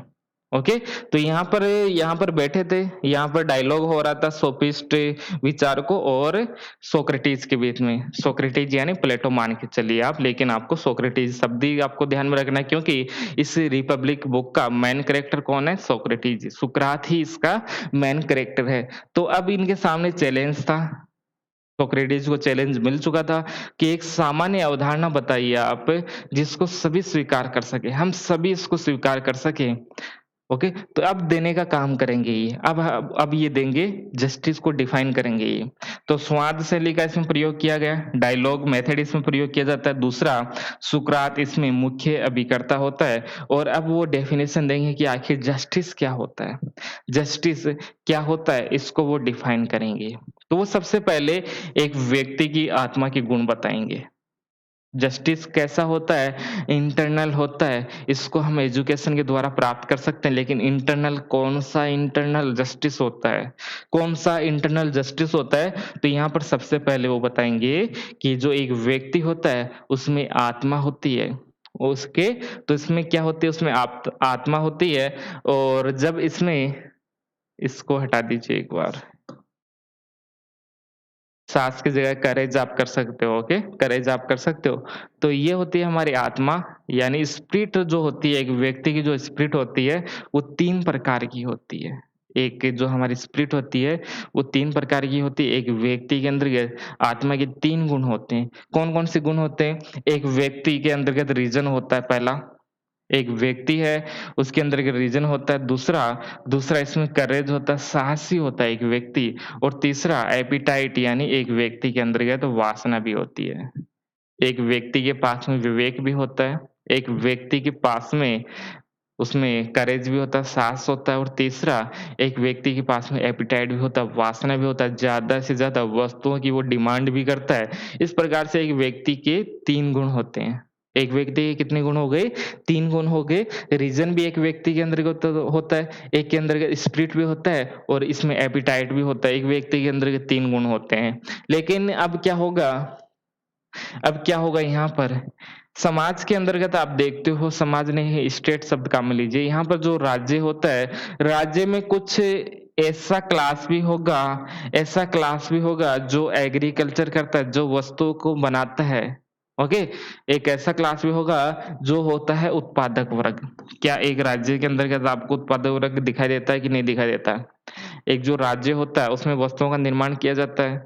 एग्रीकल्चर किए जाते हैं, कुछ किसान होते हैं, फार्मर जिनको हम कहते हैं, तो कुछ किसान होते हैं और उनके द्वारा वस्तुओं का निर्माण किया जाता है। और भी कई सारे लोग होते हैं, शिल्पीकार होते हैं, जिनके द्वारा वस्तुओं का निर्माण किया जाता है। तो वस्तुओं का निर्माण कौन करेगा? कौन करेगा वस्तुओं का निर्माण? जिस व्यक्ति में एपेटाइट सबसे ज़्यादा होगा, जिस व्यक्ति के अंतर्गत वासना होगी, जिस व्यक्ति को ज़्यादा से ज़्यादा वो डिमांड करता है, कुछ बनाने का प्रयास करता है, ऐसा व्यक्ति जिसमें सबसे ज़्यादा एपेटाइट होगा। एक व्यक्ति के अंतर्गत तीनों गुण होते हैं, नोट कीजिए। ऐसा नहीं है कि एक-एक गुण होता है। एक व्यक्ति के अंतर्गत आत्मा के तीनों गुण होते हैं, लेकिन एक गुण ऐसा होता है जो सबसे ज़्यादा उसी में होता है, जिसकी प्रधानता होती है उसमें। मुख्य रूप से उसी गुण का यहाँ पर वर्चस्व होता है। तो एक व्यक्ति ऐसा है जिसमें एपेटाइट सबसे ज़्यादा होता है, तो वो राज्य के अंतर्गत वस्तुओं का निर्माण करेगा, उत्पादन करेगा। तो राज्य के अंतर्गत उत्पादन कौन करेगा? राज्य के अंतर्गत वह व्यक्ति उत्पादन करेगा जो ज़्यादा से ज़्यादा जिसमें वासना होता है, एपेटाइट होता है, जो कि वस्तुओं का ज़्यादा से ज़्यादा बनाने वाला होता है। ऐसा व्यक्ति क्या करेगा राज्य में? राज्य में वस्तुओं का निर्माण करेगा, उसी को हम कहते हैं उत्पादक वर्ग। एक ऐसा व्यक्ति भी होगा जिसमें साहस ज़्यादा होगा, करेज होगा, वो पावरफुल होगा, कुछ करना चाहता है वो, एक सैनिक की तरह काम करेगा। तो ऐसा व्यक्ति जिसकी आत्मा के अंतर्गत ये गुण सबसे ज़्यादा हो, ओके? ये गुण यदि सबसे ज़्यादा होता है किसी में साहस की मात्रा, क्वांटिटी आप देखोगे ज़्यादा होती है, तो उसको हम सैनिक बना देंगे। तो एक राज्य के अंतर्गत सैनिक भी होता है, एक राज्य के अंतर्गत उत्पादक वर्ग भी होता है और ये कहाँ से आ रहा है? व्यक्ति की आत्मा के गुणों के अनुसार। इन सब का निर्माण कैसे हो रहा है आत्मा के गुणों के अनुसार? ये इंटरनल होता है, ये इंटरनल होता है और तीसरा है यहाँ पर विवेक रीज़न। कुछ व्यक्ति होते हैं काफ़ी इंटेलेक्चुअल होते हैं, डिसीज़न ले सकते हैं, तुरंत डिसीज़न ले सकते हैं, तो उनको हम पावर दे देंगे, उनको हम बोलेंगे दार्शनिक राजा, यानी आप पर जो शासन करता है, जो शासक होता है, उसको हम बोल देंगे फिलोसोफर किंग, उसको हम बोल देंगे फिलोसोफर किंग। तो यहाँ पर जो राज्य का निर्माण हो रहा है, राज्य के अंदर के जो क्लास बना है, 3 क्लासेस आपको राज्य के अंतर्गत देखने को मिलती है। एक क्लास जो कि वस्तुओं का निर्माण करता है, एक क्लास जो कि प्रोटेक्ट करता है हमारे स्टेट को जिसको हम सैनिक कहते हैं, ओके? आपको ऐसा ही सिस्टम मिलता है, पुलिस व्यवस्था मिलती है आपको इसके अलावा आर्मी आपको मिलती है। तो ये सभी कौन होते हैं जिसमें करेज होता है, साहसी व्यक्ति होता है। एक कमज़ोर व्यक्ति को हम थोड़ी फ़ौज में शामिल करेंगे, पावरफुल होना चाहिए, ओके? तो यहाँ पर उनके द्वारा सुरक्षा का काम किया जाता है और पहला ही यहाँ पर रीज़न होना चाहिए उसमें, रीज़न होना चाहिए जो इंटेलेक्चुअल होता है, उसी को हम राजा बना सकते हैं, उसी को हम पावर बना सकते हैं। क्या भारत का राजा क्या भारत के अंदर के जो राजा हैं, अपने आप को राजा ही समझते हैं सभी? कितने सारे पॉलिटिकल लीडर हैं, क्या उसमें ये सब है कि नहीं? क्या उसमें रीज़न है? यदि रीज़न नहीं है और फिर भी वो पावर में है, तो गलती उनकी नहीं है, आप सभी की गलती है कि आपने उनको पावर सौंप दिया है। यहाँ पर प्लेटो ने पहले ही कह दिया था, यदि आप इनको ये जो एपेटाइट जिसमें होता है, जो वासना से ग्रसित होते हैं, जो उत्पादन ज़्यादा करना चाहते हैं, यदि आपने उनको पावर दे दिया, यदि आपने उनको पावर दे दिया, उनको यदि आपने बादशाह बना दिया, उनको शासक बना दिया, उनको फिलोसोफर किंग आपने बना दिया, तो वो राज्य को नुकसान पहुँचा देंगे और आज के टाइम में ऐसे-ऐसे लोग ही पावर में आ चुके हैं। इसलिए राज्य के अंतर्गत आप देखोगे भ्रष्टाचार बढ़ा हुआ है, समाज की जो समस्याएँ हैं वो बढ़ चुकी है, जिसमें जिस गुण का वर्चस्व होता है, जिसमें जिस गुण की प्रधानता होती है, उसके अनुसार ही राज्य में उसके द्वारा काम किया जाना चाहिए। इसी को हम न्याय कहते हैं, इसी को हम जस्टिस कहते हैं। समाज में एक व्यक्ति होता है, आत्मा के 3 गुण होते हैं और एक व्यक्ति के अंदर तीनों गुण होते हैं, लेकिन एक गुण की प्रधानता होती है और इसी गुण के अनुसार जब वह काम करता है, किसी में रीज़न ज़्यादा है, सोच सकता है, ज़्यादा समझ सकता है, तार्किक होता है, उसको हम फिलोसोफर किंग बना देंगे और इनकी संख्या बहुत कम होती है। जो फिलोसोफर किंग होगा, वो एक ही होता है। तो इस प्रकार का जो पावर होता है सोचने-समझने का, उसमें काफ़ी कम संख्या होती है, तो वहाँ पर वो शासन करेंगे। उसके बाद में साहस वाला हो गया, कुछ व्यक्ति ऐसे होंगे जिसमें साहस की मात्रा ज़्यादा होती है, तो उसको हम सैनिक बना देंगे और जो बच जाएँगे उसको हम नीचे वाला काम ये जिसमें हम एग्रीकल्चर करवा लेंगे यानी उत्पादन वर्ग से जुड़ा जो काम है, वो हम उनसे करवा लेंगे। तो ये क्लासिफ़िकेशन दिया गया है, जैसी हमारी आत्मा के गुण है, उसी के अनुसार एक स्टेट का निर्माण होता है। जैसी हमारी आत्मा के गुण है, उसी के अनुसार यहाँ पर स्टेट का निर्माण प्लेटो के द्वारा किया जा रहा है। अब क्या होगा जस्टिस क्या होता है अब फिर? जस्टिस जो आप समझ रहे हो ना वो नहीं है यहाँ पर, थोड़ा-सा अलग है। तो यहाँ पर कहा गया जस्टिस क्या होता है? प्रत्येक वर्ग द्वारा गुणों व योग्यता अनुसार काम करना, जस्टिस को डिफाइन किया गया है यहाँ पर। जस्टिस क्या होता है? जो प्रत्येक जो गुण होता है, आत्मा की जो गुण होता है जिसमें एक में वासना है, एक में साहस है, एक में विवेक है, जब वह उसके अनुसार ही काम करेगा तो उसको हम जस्टिस कहते हैं। प्रत्येक व्यक्ति अपनी आत्मा के गुणों के अनुसार राज्य में यदि काम करता है, तो उसको हम जस्टिस कहते हैं। तो गुण व योग्यता के अनुसार पहला पॉइंट। दूसरा पॉइंट है दूसरों के कार्य में हस्तक्षेप नहीं करना ही न्याय है। इंटरफेयर नहीं करना है कि ये जो एपेटाइट वाला है वो सैनिक बन जाएगा या ये वाला ये बन जाएगा, ये वाला ये बन जाएगा, ये वो। ऐसा नहीं होना चाहिए। जिसको जो काम दिया गया है, वो जब वही काम करता है, तो उसी को हम जस्टिस करते हैं। दूसरे शब्दों में हम कह सकते हैं कि प्रत्येक जो जिस व्यक्ति में जिस गुण की प्रधानता होती है और वह वही काम करता है, यानी अपनी ड्यूटी को फ़ॉलो करता है। अपने जो कर्तव्य होते हैं, यदि उसका पालन करता है, यदि आपको शासक जैसा कहता है, यदि आप वैसा ही करते हो, क्योंकि शासक के पास में रीज़न होता है, आपके पास में रीज़न नहीं है, इसलिए तो आप उत्पादन कर रहे हो। तो जैसा आपको शासक कहता है, उसके अनुसार यदि आप काम करते हो, यानी अपने कर्तव्यों का पालन करना ही न्याय होता है। प्रत्येक व्यक्ति के द्वारा अपने कर्तव्यों का पालन करना चाहिए, जिससे समाज में न्याय की स्थापना हो जाए और यही न्याय होता है। इसी को न्याय कहते हैं, अपने ड्यूटी को फ़ॉलो करना। जितना भी आपका ड्यूटीज़ होता है, उसको फ़ॉलो करना। आपके अंतर्गत एपेटाइट है, तो आप एग्रीकल्चर ये सब कीजिए, उत्पादन काम कीजिए। करेज है आपके अंतर्गत, तो आप सैनिक बन जाइए और रीज़न है, तो आप दार्शनिक राजा बन सकते हो। इससे क्या होगा? इससे होगा प्रत्येक वर्ग द्वारा अपने निर्धारित कार्य में विशेषज्ञता प्राप्त करना। इसके द्वारा स्पेशलाइज़ेशन हो जाता है। स्पेशलाइज़ेशन हो जाता है, ओके, क्लासिफ़िकेशन हो जाता है इससे कि अलग-अलग हो गया, जैसे में जिसमें रीज़न है वो अपना-अपना काम करेगा, जिसमें साहस का एक गुण होता है, आत्मा का एक गुण होता है, वो उसके अनुसार काम करेगा और लास्ट एपेटाइट, जिसमें एपेटाइट होगा, वो अलग काम करेगा। तो इसमें क्या हो गया, इससे हो गया स्पेशलाइज़ेशन हो गया, एकदम स्पेशलिस्ट बन जाता है, विशेषज्ञता आ जाती है इसमें। इसमें क्लासिफ़िकेशन हमने कर दिया, ओके? तो इसके माध्यम से हम क्लासिफ़िकेशन हम कर सकते हैं। तो जस्टिस को यदि आपसे पूछे 3 शब्दों में नहीं, 3 लाइन में आपसे पूछे, तो प्रत्येक व्यक्ति के द्वारा अपने कर्तव्यों का पालन करना ही न्याय है। अपनी गुण, अपनी योग्यता के अनुसार काम करना और दूसरे के कार्यों में हस्तक्षेप नहीं करना। अपनी आत्मा के गुणों के अनुसार काम करना और दूसरे के कार्यों में हस्तक्षेप नहीं करना, यही यही न्याय होता है। यही न्याय होता है प्लेटो के अनुसार। तो ये थोड़ा-सा अलग है, जो आप न्याय समझते हो वो न्याय तो यहाँ पर नहीं मिला आपको देखने को, लेकिन जैसा भी है प्लेटो ने तो ऐसा ही जस्टिस का डेफिनिशन बताया है, तो आपको वैसा ही आपको ध्यान में रखना है।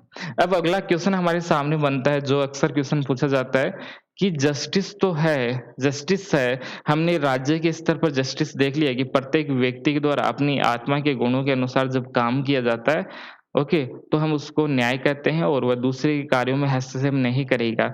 ये तो हो जाएगा आपका राज्य के स्तर पर न्याय। इससे एक राज्य के स्तर पर न्याय आ जाएगा, लेकिन इंडिविजुअली हम देखें, एक व्यक्ति के आधार पर आपको न्याय देखना है, तो वो कैसे देखोगे आप? राज्य के स्तर पर हमने देख लिया, समझ में भी आ गया होगा। लेकिन अब हमें देखना है कि एक व्यक्ति के स्तर पर न्याय क्या होता है? क्या होता है एक व्यक्ति के स्तर पर न्याय? आप कैसे कहोगी कि ये जो व्यक्ति है न्यायिक होता है? कैसे कहोगे आप? ये इंटरनल होता है, ध्यान में बार-बार सोचिए, ये इंटरनल होता है। तो कैसे? तो आत्मा के गुण होते हैं 3, एक व्यक्ति के अंदर ये तीनों ही होते हैं, लेकिन एक व्यक्ति जब रीज़न के द्वारा गाइड होता है, उसको जो नियंत्रण है, जब एक व्यक्ति में विवेक के द्वारा नियंत्रित किया जाता है और नियंत्रण किस किस पर होगा? नियंत्रण होगा यहाँ पर करेज के ऊपर और वासना के अंतर्गत। एक व्यक्ति के अंतर्गत 3 गुण होते हैं आत्मा के, और ये जो नीचे वाले 2 गुण हैं, जब हमारे रीज़न के द्वारा कंट्रोल किए जाते हैं, जब हमारी आत्मा के 3 गुण होते हैं और हमारा जो सर्वोच्च गुण होता है यहाँ पर 3 के अंतर्गत, वो होता है रीज़न होता है, विवेक होता है।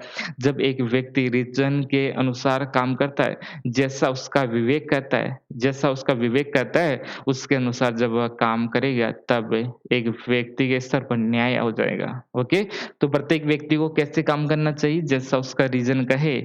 ऐसा नहीं है कि इससे गाइड नहीं होना है हमें, ध्यान में रखिए, इससे गाइड होगे तो कभी भी जस्टिस नहीं आ पाएगा। एक व्यक्ति के स्तर पर यदि आप काम करोगे कि हमारे अंतर्गत वासना, उसी के आधार पर हम गाइड करें, उसी के आधार पर हम सोचना-समझना प्रारंभ कर दें, तो कभी जस्टिस नहीं आएगा एक व्यक्ति के आधार पर। और ये हो गया साहस हो गया, ये विवेक हो गया। तो ये समझ में आ गया होगा, ओके? काफ़ी आसान सा है।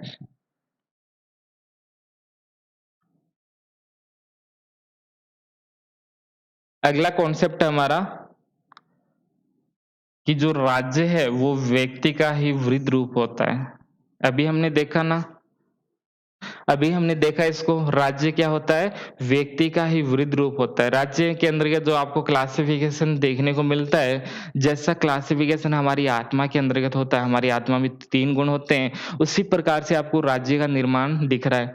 जैसे विवेक हो गया, तो विवेक के द्वारा एक दार्शनिक राजा हमने बना लिया। दूसरा इसमें हमारे पास में साहस हो गया, साहस से सैनिक बन गया। और तीसरा गुण हमारे में एपेटाइट है, उसके द्वारा एक उत्पादक वर्ण का निर्माण हमने कर लिया। तो यहाँ पर व्यक्ति का विस्तार ही राज्य होता है। व्यक्ति के जो गुण हैं, जब वो बाहर निकलते हैं, तो बाहर निकलने के साथ में एक राज्य का निर्माण हो जाता है। जब व्यक्ति के गुण बाहर निकलते हैं, कैसे बाहर निकलेंगे? ये व्यक्ति है, ओके? इसके 3 गुण होते हैं। ये 2-3 गुण, ये बाहर निकल गए। जब इनका विस्तार होता है, जब व्यक्ति के आत्मा के गुणों का विस्तार होता है, तब एक राज्य का निर्माण होता है। जब व्यक्ति के गुणों का विस्तार हुआ, व्यक्ति के अंदर ये रीजन था, रीजन का विस्तार हुआ, तो यहाँ पर बन गया फिलोसोफर किंग। जब व्यक्ति का एक गुण था जिसको हम बोल सकते हैं करेज, जिसको साहस बोल सकते हैं, जब इसका विस्तार हुआ तो क्या बन गया यहाँ पर? यहाँ पर बन गए, यहाँ पर सैनिक बन गया, ओके? यहाँ पर सैनिक बन जाता है। और तीसरा हम देख सकते हैं एपेटाइट का, यदि हम थोड़ा एक्सपेंड करते हैं, उसका विस्तार करते हैं, तो यहाँ पर एक उत्पादक वर्ग बन जाता है जो प्रोड्यूस करता है, तो एक उत्पादक वर्ग का निर्माण हो गया। तो इसलिए कहा गया कि जो राज्य है वो व्यक्ति का ही एक वृद्ध रूप होता है। राज्य क्या होता है? व्यक्ति का एक वृद्ध रूप होता है, ऐसा यहाँ पर प्लेटो के द्वारा कहा जा रहा है। और अब आपको एक पॉइंट ये भी समझ में आ गया होगा, जो हम वर्च्यू की हम बात कर रहे थे। यदि यदि हमें ये पता चल जाए कि किस व्यक्ति में एपेटाइट है, किस व्यक्ति में करेज है, इसको चेंज कर लेना आप, है ना? या मैं जो आपको दूँगा पीडीएफ दूँगा इसका, उसमें चेंज करके दे दूँगा मैं। यहाँ पर आपको करेज आपको देखने को मिलता है और यहाँ पर रीज़न है। इसको हम आइडेंटिफ़ाई कैसे करेंगे? इसको आप पहचानोगे कैसे? यदि आप इसको पहचान जाते हो तो वही तो वर्च्यू होता है। वर्च्यू कुछ अलग थोड़ी होता है। क्या वर्च्यू कुछ अलग होता है? क्या यही होता है वर्च्यू?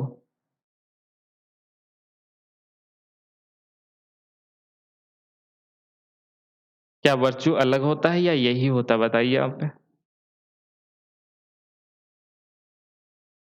ये हमने देख लिया, अभी आपको बताते हैं।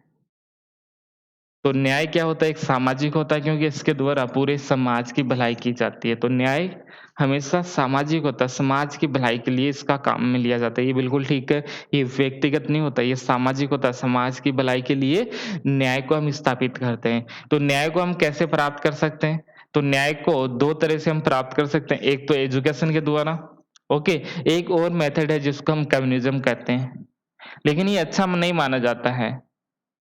जो एजुकेशन है, एजुकेशन के द्वारा ही हम मुख्य रूप से जस्टिस को हम प्राप्त कर सकते हैं। लेकिन एक और तरीका यहाँ पर बताया गया है, कम्युनिज़्म भी यहाँ पर बताया गया है, इसको हम बाद में देख लेंगे। पहले हम एजुकेशन देखेंगे, लेकिन इससे पहले मैंने आपसे बात किया है कि हम वर्च्यू को कैसे डिफाइन करेंगे, एक बार फिर से देखिए।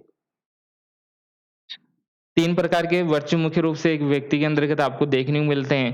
पहला विज़डम हम देख सकते हैं, दूसरा करेज हम देख सकते हैं और तीसरा मॉडरेशन, या इसको आप एपेटाइट आप बोल सकते हो। तो 3 प्रकार के वर्च्यू मुख्य रूप से एक व्यक्ति के अंतर्गत होते हैं। इसको जब हम आइडेंटिफ़ाई कर लेते हैं, तब हमें नॉलेज की प्राप्ति हो जाती है। मैंने कहा knowledge is virtue, virtue is knowledge. यदि आपको इसको पता चल जाएगा कि किस व्यक्ति में विज़डम ज़्यादा है, किस व्यक्ति में करेज ज़्यादा है और किस व्यक्ति में यहाँ पर एपेटाइट, मॉडरेशन ज़्यादा है, तो आपको क्या पता चल जाएगा? आपको प्राप्ति हो जाएगी ज्ञान की, आपको नॉलेज की प्राप्ति हो जाएगी। यदि आप वर्च्यू का पता लगा लेते हो, तो कैसे पता चलेगा? इस वर्च्यू का कैसा पता चलेगा? तो इस वर्च्यू का एजुकेशन सिस्टम देंगे, एक नया एजुकेशन सिस्टम यहाँ पर प्लेटो के द्वारा दिया जाता है और उसी के द्वारा हम जस्टिस को हम प्राप्त कर सकते हैं।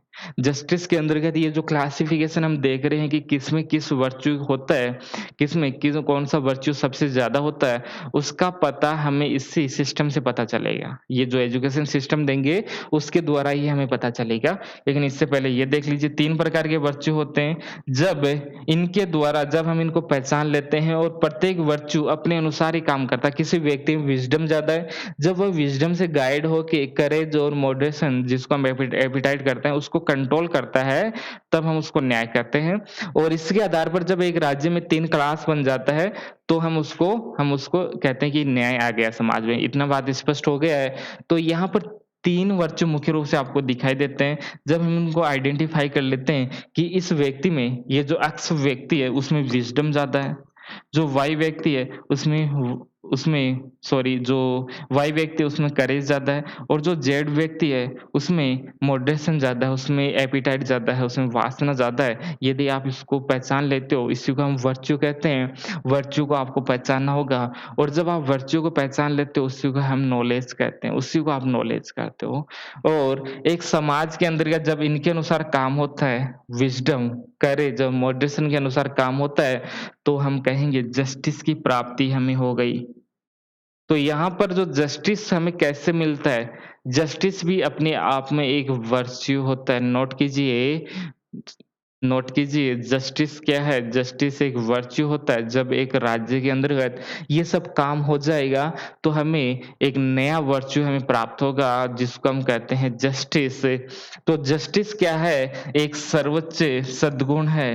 नोट कीजिए यहाँ पर ये जो जस्टिस होता है वो एक सर्वोच्च सद्गुण होता है।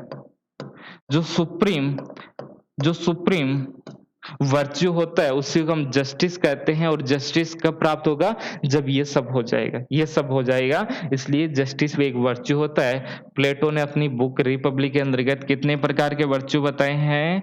4 प्रकार के। नोट कीजिए 4 प्रकार के वर्च्यू होते हैं, 4 प्रकार के वर्च्यू होते हैं। सबसे सबसे जो अच्छा माना जाता है, जो सुप्रीम माना जाता है, सुप्रीम जो वर्च्यू होता है उसी को हम जस्टिस कहते हैं। जस्टिस कैसे आएगा?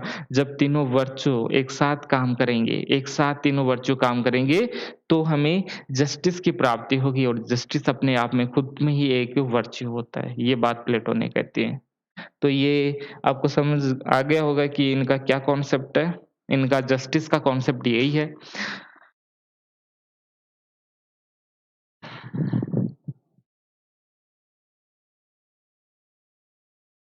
आगे जैसे मैंने कहा कि इनके जस्टिस के कॉन्सेप्ट को आपको अप्लाई करना है, या कैसे कैसे हम समाज के अंतर्गत जस्टिस को ला सकते हैं। तो जस्टिस के अंतर्गत 4 वर्च्यू हमने देखे, और मुख्य रूप से 3 वर्च्यू की हम बात कर रहे हैं। तो 3 वर्च्यू को हम आइडेंटिफ़ाई कैसे करेंगे कि किस व्यक्ति में क्या है? तो इसके लिए एजुकेशन सिस्टम की हमें आवश्यकता होती है।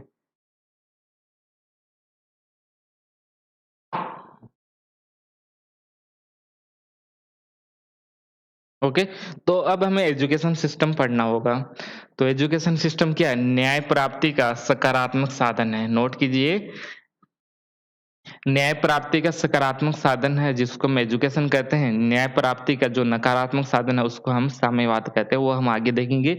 ये सकारात्मक है, ये पॉजिटिव है। ओके, तो न्याय को हम प्राप्त कर सकते हैं, उसका एक पॉजिटिव आपको वे आपको दिखाई देता ही है, जिसको हम एजुकेशन सिस्टम कहते हैं। और प्लेटो का जो शिक्षा का जो सिद्धांत है, उसका 2 आधार आपको देखने को मिलता है।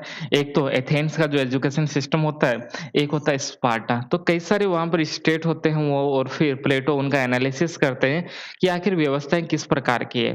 तो उनका जो पड़ोस में था स्पार्टा जो था, उसको भी एनालिसिस करते हैं, कि एनालिसिस करते हुए देखते हैं कि वहाँ पर एजुकेशन सिस्टम किस प्रकार का था। फिर वो एथेंस में भी देखते हैं कि एथेंस के अंतर्गत क्या अच्छाइयाँ हैं, जो अच्छी-अच्छी चीज़ें होगी वो यहाँ पर ले ली जाती है। तो वो एथेंस के अंतर्गत देखते हैं कि यहाँ पर प्राइवेट एजुकेशन है, ओके, निजी शिक्षा यहाँ पर दी जाती है, और यहाँ पर दार्शनिक शिक्षा है, फिलॉसफी का नॉलेज यहाँ पर मिलता है। फिलॉसफी के बेस पर यहाँ पर जो जो एजुकेशन होती है, उसको यहाँ पर मुख्य रूप से इस पर ध्यान दिया जाता है। तो किस प्रकार की एजुकेशन एथेंस के अंतर्गत थी उस समय? तो एक वहाँ पर प्राइवेट एजुकेशन होता था, निजी शिक्षा होती थी, और दार्शनिक शिक्षा यहाँ पर होती थी। पैसे देंगे, पैसे देके यहाँ पर पढ़ाई होती थी। दूसरा स्पार्टा, तो स्पार्टा के अंतर्गत आपको पब्लिकली आपको एजुकेशन मिलता था, सबके लिए फ्री एजुकेशन था, सबके लिए फ्री एजुकेशन था, सबको अनिवार्य था शिक्षा प्राप्त करना। ओके, तो सार्वजनिक जो शिक्षा है वो कहाँ पर था? स्पार्टा के अंतर्गत। और स्पार्टा में वो देखते हैं स्त्री और पुरुष से समान शिक्षा प्राप्त करते हैं, यहाँ पर भेदभाव नहीं था। जो स्त्री है, पुरुष है, वो भी शिक्षा प्राप्त कर सकते हैं। लेकिन एथेंस में आप देखते हो, एथेंस में महिलाओं को इस प्रकार के अधिकार नहीं थे। महिलाओं को इस प्रकार के अधिकार नहीं थे। अधिकारों की जो संख्या आप देखते हो, वो स्पार्टा के अंतर्गत था। तो यहाँ से ये दोनों ले लेंगे। यहाँ से वो दोनों ले लेंगे। साथ में स्पार्टा में एक पॉइंट और था, यहाँ पर फिजिकल एजुकेशन दिया जाता था, सैनिक शिक्षा दी जाती थी। जैसे मैंने कहा कि इनको बचपन में जैसे कोई बच्चा पैदा होता, उसको स्टेट को सौंप दिया जाता था और फिर स्टेट उसको पावरफुल बनाता था। एक सैनिक की तरह, एक वीर योद्धा उसको बनाया जाता था इस स्पार्टा के द्वारा।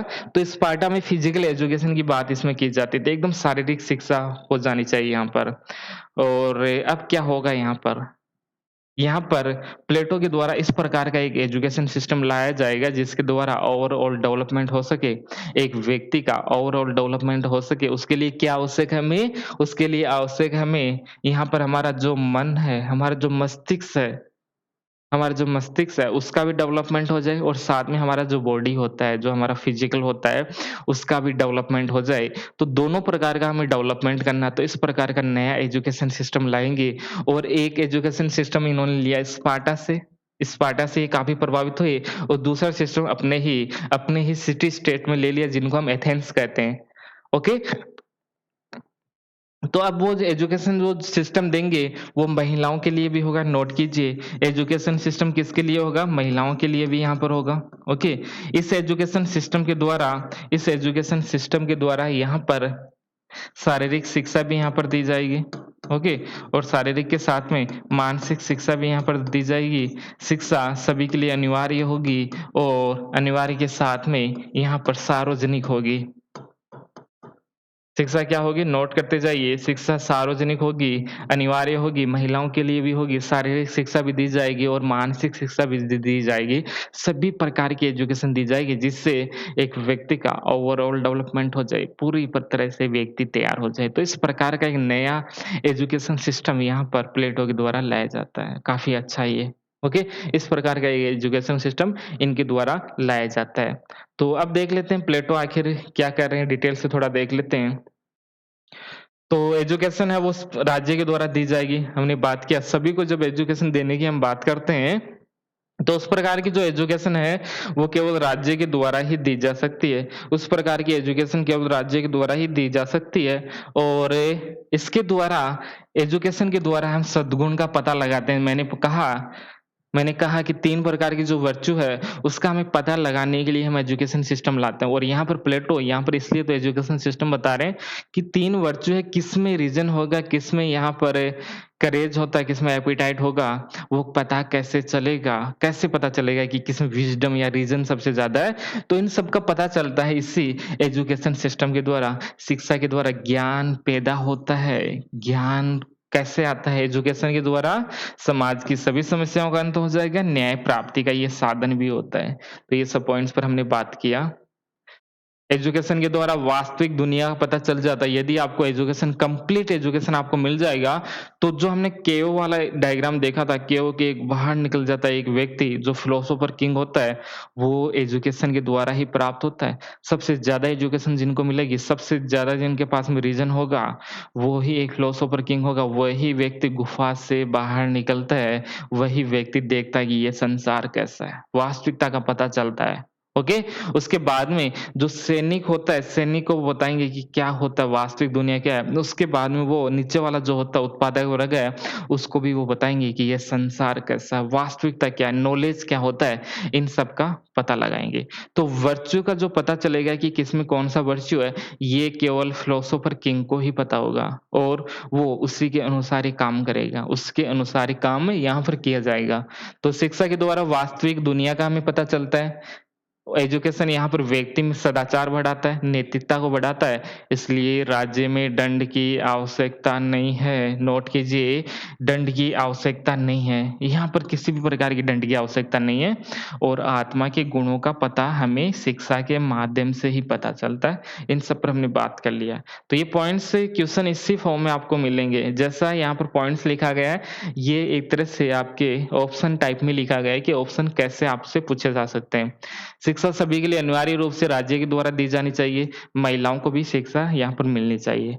तो अब देख लेते हैं वो एजुकेशन कैसे किस प्रकार से मिलेगी, कैसे हम वर्च्यू को खोज सकते हैं कि किसमें कौन-सा वर्च्यू है, इसका पता फिलोसोफर किंग इनके द्वारा कैसे लगाया जाएगा, हम किसको फिलोसोफर किंग बनाएँगे, ये भी हमें देखना होगा।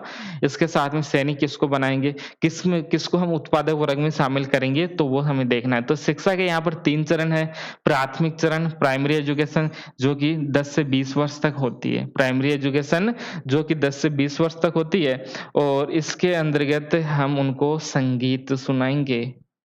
उनको हम संगीत सुनाएँगे और साथ में उनको हम फिज़िकल डेवलपमेंट करेंगे यानी उनको कुछ व्यायाम व्यायाम हम करेंगे, कुछ योगा हम करेंगे और भी कई सारे एक्सरसाइज़ होती है वो सब हम करेंगे।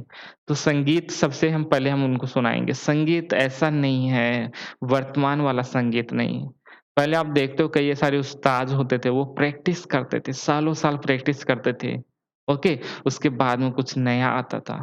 उनका जो माइंड था वो एकदम पीसफुल रहता था, एकदम शांत रहते थे वो। कहाँ से आता है ये सब कुछ? जो मानसिक विकास वो कहाँ से आता है? संगीत से आता है। संगीत से क्या आता है? एक शांत मन को ये विकसित करता है। ओके? तो इसमें बहुत प्रैक्टिस होता है। वो रियाज़ करते थे एक लंबे समय तक सालों-साल 10, 20, 30, 40, 50 साल वो लगातार प्रैक्टिस करते थे। ओके? इससे उनका माइंड एकदम पीसफुल हो जाता है, एकदम शांत हो जाता है। तो संगीत को हमें डेवलप करना है। संगीत को हमें ज़्यादा से ज़्यादा संगीत से जुड़ा जो एजुकेशन है, वो प्राथमिक स्तर पर हमें अपने बच्चों को देना होगा। जो बच्चे ही होते हैं, छोटे-छोटे होते हैं 10 से 20 10 साल के आप मान लेते हो, वहाँ आप सबसे पहले उनको संगीत की शिक्षा दोगे। उसके बाद में उसी समय आप उनको व्यायाम भी करवाओगे। उससे क्या होता है व्यायाम के द्वारा हमारा शारीरिक विकास होता है। व्यायाम के द्वारा क्या होता है शारीरिक विकास होता है और यहाँ पर संगीत के द्वारा हमारा मानसिक विकास होता है और जो शारीरिक जो विकास की जो अवधारणा है वो कहाँ से लिया गया? वो स्पार्टा से लिया गया अभी हमने देखा। तो यहाँ पर शरीर को मस्तिष्क से जोड़ा जाता है। शरीर को मस्तिष्क से जोड़ने का काम किया जाता है। हम दोनों यहाँ पर करेंगे, संगीत भी हम देखेंगे। संगीत मस्तिष्क का विकास होता है और व्यायाम इस प्रकार का होना चाहिए जिससे आपका बॉडी आपके माइंड के साथ में कनेक्ट हो जाए। आपका जो बॉडी है वो माइंड के साथ में कनेक्ट हो जाए। सबसे बड़ा जो आप जूडो कराटे आप देखते हो, वो वही होता है जिसका शरीर उसके माइंड के साथ में कनेक्ट होता है, ओके? वो माइंड के अनुसार खेलता है आपके साथ में। केवल शरीर नहीं, शरीर के साथ में माइंड यदि उसके साथ में कनेक्ट होता है, तो उसकी स्पीड बढ़ जाती है। जितनी भी आप स्पीड देखते हो, वो माइंड से खेलते हैं, केवल शरीर से नहीं खेल सकते आप। माइंड कैसे काम करता है आपका, ओके? तो यहाँ पर हमारा जो बॉडी है, ये जो बॉडी हमारा वो माइंड के साथ में कनेक्ट होता है इसी इसी के द्वारा यदि आप उनमें संगीत का डेवलपमेंट करोगे और उनको व्यायाम की शिक्षा दोगे, तो शरीर को मस्तिष्क से यहाँ पर हम जोड़ सकते हैं। उसके बाद में 20 साल तक हम उनको पढ़ाएँगे, संगीत पढ़ाएँगे, उनको व्यायाम हम करवाएँगे, उसके बाद में उनका एग्ज़ाम लेंगे हम। तो 20 साल जब हो जाएगी तो उसके बाद में हम उनका एग्ज़ाम लेंगे और इस एग्ज़ाम में जो फेल हो जाएगा, उसको हम मानेंगे कि इसमें एपेटाइट नाम का जो वर्च्यू है जो एपेटाइट होता है, जो वासना प्रधान का जो हमने वर्च्यू देखा था, वो उसमें सबसे ज़्यादा होता है और उसको हम कहेंगे कि जाइए अब खेतों में काम कीजिए, उत्पादन काम कीजिए। ऐसे तो होता है। छोटी क्लासों में यदि आप किसी को ड्रॉप करते हो या किसी को हटाते हो आप कि अब हम आपको एजुकेशन नहीं देंगे, आप नहीं पढ़ सकते। ओके? कोई होता है ना अब अभी भी होता है 9वीं क्लास, 10वीं क्लास तक पढ़ लो तो उसके बाद में कहा जाता है कि आपसे पढ़ाई नहीं होगी, खेतों में काम कीजिए, कुछ लेबर का काम कीजिए आप। ओके? तो यहाँ पर भी ऐसा ही कुछ सिस्टम है। ओके, जो असफल हो जाता है 20 वर्ष की आयु में जो असफल हो जाता है, उनको उत्पादन वर्ग में लगाया जाता है। आप देखोगे कई सारे 10वीं क्लास हो गए या 12 क्लास हो गए, उसके बाद में आगे हायर एजुकेशन नहीं करवाई जाती, उसको इसी प्रकार की फील्ड में डाल दिया जाता है, आप वर्तमान में देख सकते हो। तो यहाँ पर जो असफल हो जाएगा 20 वर्ष की आयु में जो असफल हो जाएगा, ऐसा माना जाएगा कि उसमें एपेटाइट सबसे ज़्यादा है और उनको उत्पादन कार्य में शामिल करना चाहिए। तो उनको उत्पादन कार्य में लगाया जाएगा उसके बाद में और अब आता है सेकंड चरण हम देख लेते हैं इसमें हायर एजुकेशन हम देंगे 20 से 30 साल तक हमारा सेकंड चलेगा। जो सेकंड है वो 20 से 30 वर्ष तक चलेगा और इसमें हम गणित पढ़ाएँगे। गणित के ऊपर बहुत फ़ोकस किया जाता है। पुराने जितने भी फिलोसोफर थे वो मैथमेटिक्स के अंतर्गत माइंडेड होते हैं। मैथमेटिक्स के ऊपर बहुत फ़ोकस करते थे। सोक्रेटिस आप ले लीजिए, यहाँ से प्लेटो आप अरिस्टोटल ले लीजिए, जितने भी फिलोसोफर देखोगे, वो सभी मैथमेटिशियन होते थे, बड़े विशेषज्ञ होते थे इसमें स्पेशलिस्ट होते थे मैथ के अंतर्गत और मैथ्स का काफ़ी फ़ोकस रहता था इनके ऊपर। तो मैथ को बहुत फ़ोकस देते हैं कि मैथ्स होना चाहिए, गणित काफ़ी अच्छा है, ज्योतिषी और ज्यामितीय जो ज्यामिति होता है मैथ्स के अंतर्गत इस ओके, जो ज्योतिष होता है, इन सबको हमें स्टडी करवाना है 20 से 30 साल तक। इन्होंने मैथ्स के ऊपर तो इतना ज़्यादा फ़ोकस किया और इन्होंने जो अकादमी था अपना, उसके ऊपर ही एक बोर्ड लगा दिया। एक बोर्ड लगा दिया अपना जो विद्यालय था, विद्यालय नहीं विश्वविद्यालय था, जो यूनिवर्सिटी थी जिसको हम अकादमी कहते हैं, वहाँ पर उन्होंने एक बोर्ड लगा दिया और बोर्ड पे लिखा कि जिन लोगों को गणित का ज्ञान नहीं है, वो हमारी अकादमी में नहीं आए, बाहर से चले जाइए, ओके? तो मैथ्स कंपल्सरी था वहाँ पर, मैथ्स आना ही चाहिए तभी आपकी इसमें एंट्री होगी। ओके, इससे पता चलता है कि मैथ्स के ऊपर कितना फ़ोकस रहता है। तो मैथ्स महत्वपूर्ण है यहाँ पर ज्योतिष और ज्यामिति का जो ज्ञान है आपको 20 से 30 वर्ष की उम्र में आपको मिलता है और इन विषयों को यदि आप पढ़ोगे तो इन विषयों को पढ़ने से आपको ज्ञान की प्राप्ति होती है, नॉलेज आपको मिलता है, नए-नए आइडिया आता है, मैथ्स आपको सोचने समझने की क्षमता बढ़ा देता है। जिनका मैथ्स अच्छा होता है वो ज़्यादा सोचते हैं, ज़्यादा समझते हैं।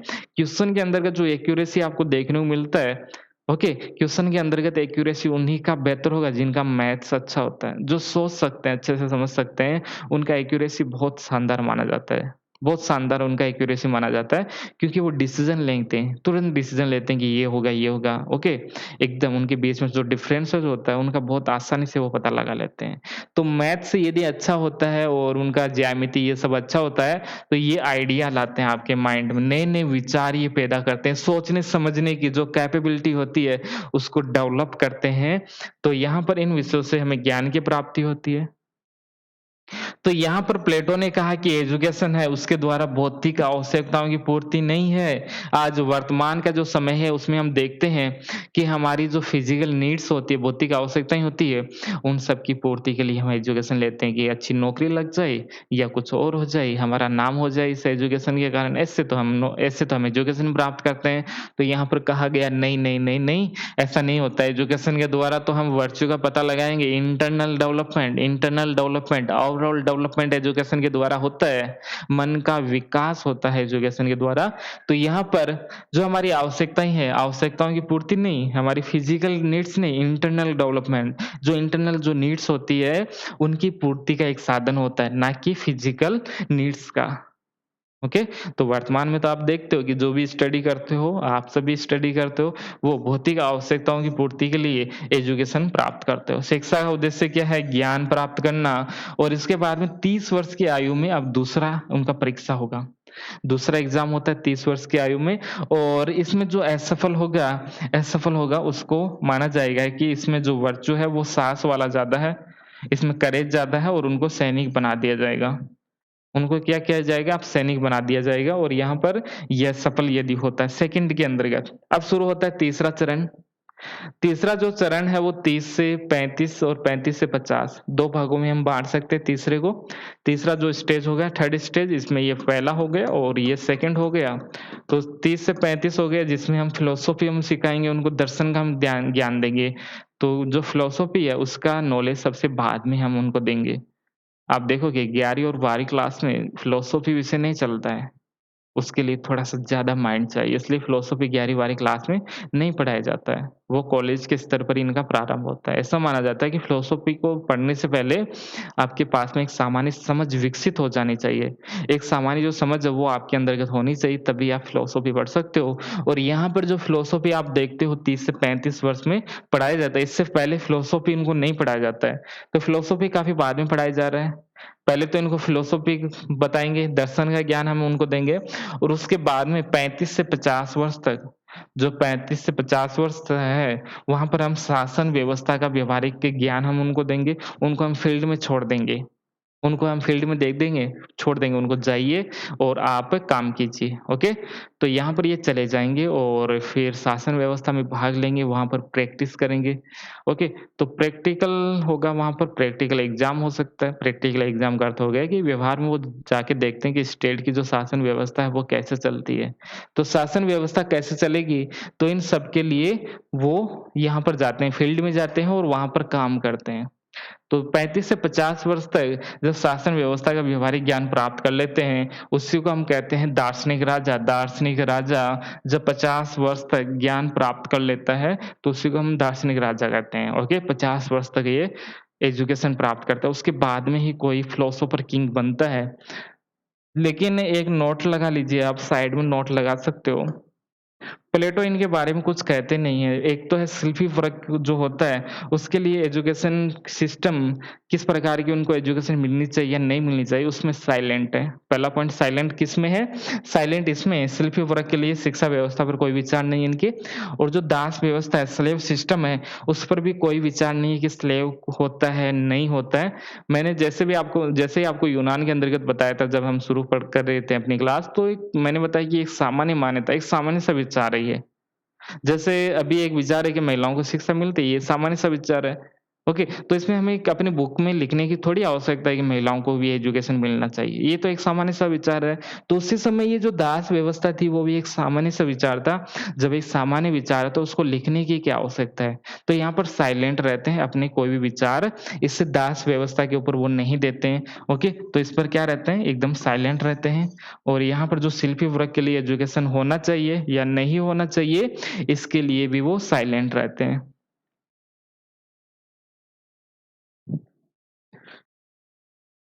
आगे इसमें रूसो ने कहा कि ये पुस्तक राजनीतिक रचना नहीं है बल्कि शिक्षा के ऊपर लिखा गया है, ये सब हमने देख लिया है। और प्लेटो का मानना है कि यदि सद्गुणी ज्ञान है तो उसको पढ़ाया जा सकता है उस और उसको पढ़ाने की शिक्षा व्यवस्था श्रेष्ठ राज्य का अपरिहार्य तत्व होता है। जो वर्च्यू होता है, वर्च्यू का डेवलपमेंट किस प्रकार से हो सकता है, उसको पढ़ाया जा सकता है कि किसमें कौन-सा वर्च्यू होता है, ये सब आपको एजुकेशन के द्वारा उसको बताया जाएगा। ओके, तो एजुकेशन यहाँ पर महत्वपूर्ण होती है वर्च्यू का अब आपको पता भी चल गया ना? पता चला कि नहीं पता चला? 3 वर्च्यू है उसका पता चला गया जिसमें रीज़न होगा सबसे लास्ट में 50 वर्ष तक वो पढ़ रहा है वो फिलोसोफर किंग बन गया। उससे पहले उससे पहले जिसमें करेज था, साहस था, जो सेकंड जो एग्ज़ाम लगा था उसमें फेल हो गया और जो फर्स्ट हमने देखा था उसमें जो फेल हो गया, उसको उन्होंने मान लिया कि इसमें एपेटाइट अधिक होता है। तो 3 जो वर्च्यू होते हैं उनका हमें पता लग गया और फिर जस्टिस तो आपको पता ही है जो कि सुप्रीम वर्च्यू होता है, सबसे श्रेष्ठ जो वर्च्यू होता है उसको हम कहते हैं। तो ये सब हो गया आज के लिए इतना ही। अगली क्लास में हम फिलोसोफर किंग देखेंगे और कम्युनिज़्म देखेंगे और एग्ज़ाम से जुड़े हुए महत्वपूर्ण फैक्ट देखेंगे। छोटे-छोटे जो क्वेश्चन पूछे जाते हैं, उसके ऊपर हमारी बात अगली क्लास में होगी। तो अभी के लिए इतना ही। तो कोर्स यदि कोई जॉइन करना चाहता है तो कर सकता है। ओके? और वीडियो को शेयर भी कीजिए ज़्यादा से ज़्यादा स्टूडेंट्स तक ये वीडियो पहुँचना चाहिए। ये सब आपकी ज़िम्मेदारी है। ओके?